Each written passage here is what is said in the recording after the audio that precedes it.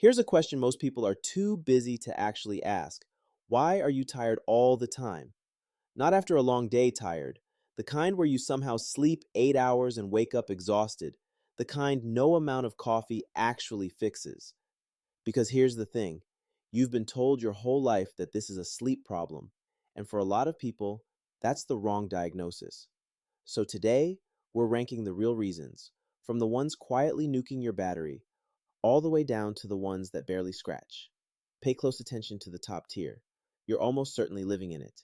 Endless news and negativity, 20 articles a day about everything that's wrong in the world, every disaster, every outrage, none of which you can actually do anything about, and all of which your nervous system processes as if it were happening to you.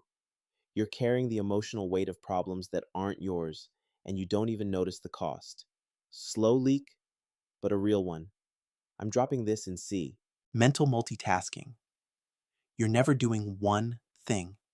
You're watching the show while texting, while half listening to a podcast, while planning tomorrow. And every tiny switch between tasks costs a small tax of mental energy, which add up across a whole day into real heavy fatigue. You feel like you did a lot. You actually did a little badly, 20 different times. Doing one thing fully and then moving on is dramatically less exhausting than doing 5 things at once. B tier, no question. Chronic low-level stress, not the dramatic panicking kind of stress, the quiet kind. The kind where your nervous system has been mildly switched on for weeks, maybe years, and never gets a real reset. Your body reads every email ping, every deadline, every notification as a tiny threat, and it's been low-key bracing the whole time. That background alertness costs energy 24/7, even while you sleep.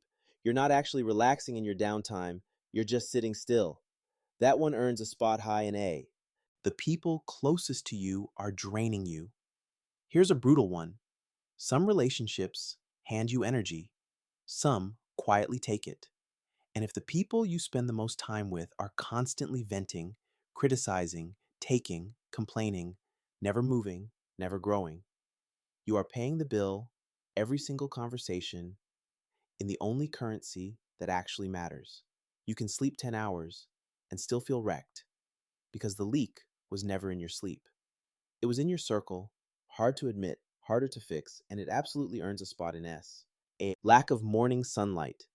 This sounds small, and it really isn't. Your body uses sunlight in your eyes in the first hour of the day to set its entire internal clock, the one that tells you when to be alert and when to sleep. Skip that signal for weeks, and your body genuinely doesn't know what time it is anymore. Energy gets muddy, sleep quality drops, mood drops with it. 10 minutes of morning sunlight does more for chronic tiredness than most expensive supplements ever will. That's a solid A. Chronic sleep debt. Okay, the obvious one, but probably not the way you've heard it. Most people aren't tired because of one bad night. They're tired because they've been 6 hours short every night for months, and they've genuinely forgotten what actually rested even feels like. You don't catch up on the weekend, sleep debt compounds, like a bill that just keeps growing in the background. You're not really tired today, you're tired from 3 months ago. Until that debt gets paid, nothing else you try is going to land. Straight to the top. Loneliness, even when you're around people. You can be in a room full of friends and still feel completely unseen. And the research is pretty clear at this point. Chronic loneliness isn't just a mood, it's a physiological state. Your body is wired to need real connection. And when you're not getting it, it doesn't show up as sadness. It shows up as fatigue, as that heavy feeling, as no motivation for anything. The fix isn't more people. It's a few real ones who actually see you. That's an A, bigger than most people realize. Caffeine dependence. Counterintuitive one. Stay with me. Coffee feels like the cure for being tired. And it is, for the first few weeks.